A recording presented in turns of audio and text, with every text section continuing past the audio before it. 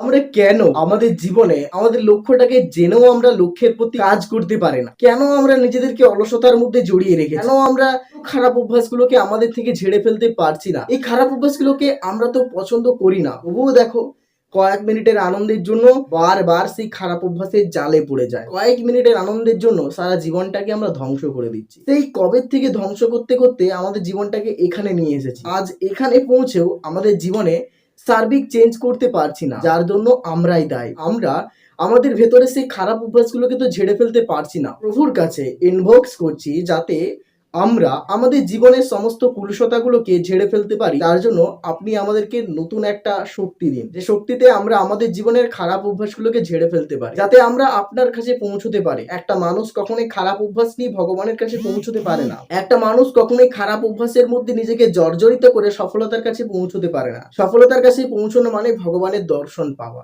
যেগুলো করতে গেলে তোমাকে প্রথমেই খারাপ অভ্যাসকে ছাড়তে হবে। তাই আমরা করতে পারি না, তাই আমাদের সব থেকে বেশি দুর্বলতা। এই দুর্বলতাকে কবে যে আমরা কাটিয়ে উঠতে পারবো এটা আমরাও জানি না। যতবারই চেষ্টা করি আমরা প্রত্যেকবারই কোনো না কোনো কারণে হেরে যাই। আমরা আমাদের মনটাকে কন্ট্রোল করতে পারছি না। মনই আমাদের সব থেকে বড় বন্ধু, আবার এই মনেই আমাদের সব থেকে বড় শত্রু। কেউ যদি তার উইক পয়েন্ট গুলোকে একবারে স্ট্রং পয়েন্ট করতে চায়, তবে তার মনকে একেবারেই কন্ট্রোল করতে হবে। তা না ছাড়া তার জীবনে সার্বিক উন্নয়ন কখনোই সম্ভব নয়।